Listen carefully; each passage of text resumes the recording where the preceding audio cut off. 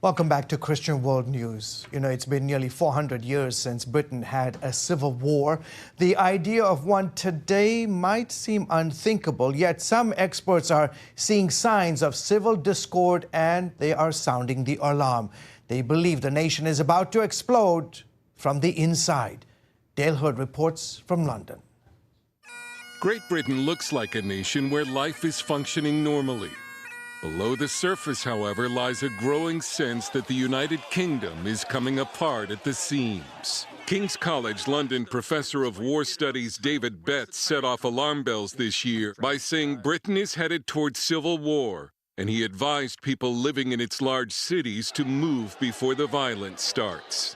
Imagine Northern Ireland scale, or Northern Ireland in intensity, but on a completely national scale. Attacks on public figures, judges, potentially politicians. London Daily Telegraph columnist Tim Stanley told us he agrees with Betts that Britain is heading for open sectarian conflict, possibly war, and there's nothing we can do to stop it. And his argument is this, that first of all, Britain displays many of the signs of being a failed state, such as economic decline, total loss of trust in the police, and a fractious and increasingly extreme politics. At the center of this unrest is a government multicultural experiment that has brought in large numbers of Muslims without requiring them to integrate.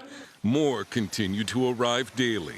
This is Britain's southern border, the English Channel, across from the coast of France.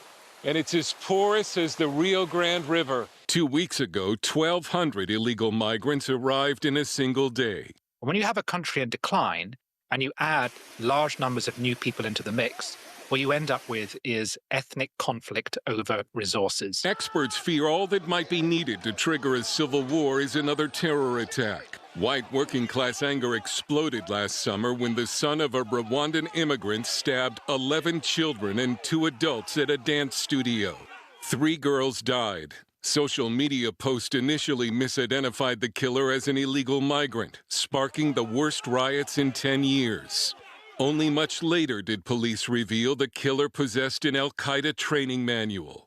Right-wing and working-class British are also angry over what they claim is a 2-tier justice system that favors Muslims. Last week, this man was convicted of a crime for publicly burning a Quran in a political protest. A Muslim man with a knife who threatened to kill him faced no charges.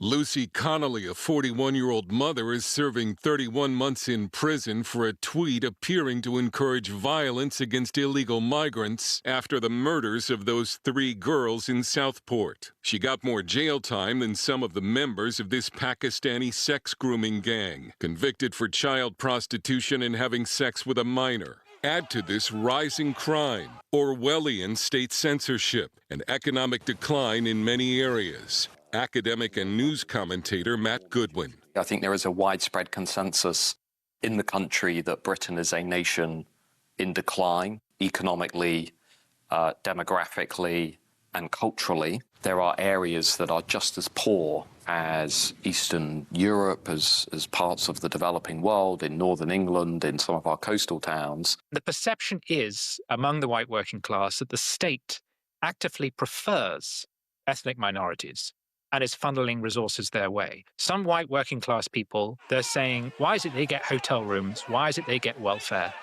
when we are struggling? The riots and the disturbances were symptomatic of a much deeper disillusionment in this country with the way in which British people just no longer feel safe in their own communities. They no longer feel safe in their country where lawlessness is essentially being sanctioned by the state. Political strategist Dominic Cummings says elements within the British government are finally beginning to discuss Britain's slide into chaos and the potential for serious violence. Oliver J.J. Lane is the bureau chief of Breitbart London. There are 2 sort of issues feeding into this, first of which is essentially civilizational collapse, which is causing a rise in crime and potentially civil unrest between ethnic groups.